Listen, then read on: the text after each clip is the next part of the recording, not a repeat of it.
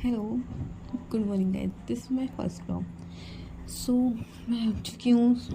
सुबह के बज रहे हैं 7। सो मैं अब जाती हूँ ब्रश करने, फ्रेश होने, फिर उसके बाद काम करने। मैं फ्रेश होके आ चुकी हूँ। अब देखिए मैं चलती हूँ काम करने।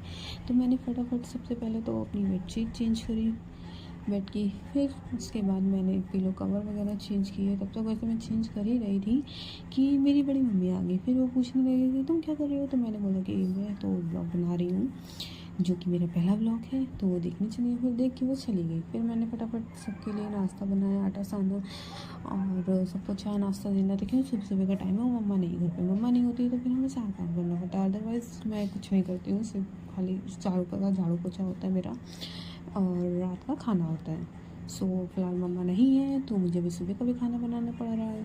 फिर उसके बाद खाना बनाने के बाद मैं फटाफट गई हूँ, अपना सफाई वगैरह किया है, झाड़ू लगाया। फिर झाड़ू लगाने के बाद मेरी बारी आती है पोछे की। पोछे लगाया, पोछे लगाने के बाद मेरा सारा काम फिनिश। सो आप देख सकते हैं फटाफट घर की सफाई हो गई है। अब घर की सफाई होने के बाद बारी आती है कि मेरी घर की सफाई तो हो गई है। भाई मेरी सफाई कौन करेगा, अब मुझे करनी है। तो फिर वो होने के बाद अब मेरे टाइम हो जाता है नहाने का। सो मैं चलती हूँ नहाने। चलो, सो नहाने के बाद मेरा ये देख सकते हैं आप, ये मेरा फाइनल लुक है। मैं रेडी हो गई हूँ, जो कि ये प्रीटी सी ड्रेस मेरे पापा ने मेरे लिए इसलिए। सो जैसा भी लगे आप बताइएगा। तो जब मैं चलती हूँ भाई को राखी बांधने, फटाफट मैं गई राखी बांधी एंड तिलक किया। एक तो पहले ये, फिर पहले तो खुद मिठाई खिलाता है, फिर बोलता है कि ये देखो झूठी मिठाई खिला दी, बताओ गाइस। फिर मैंने फटाफट जो मेहमान आए थे उनके लिए चाय पानी बनाया। चाय पानी बनाने के बाद फिर रात का खाना बनाया।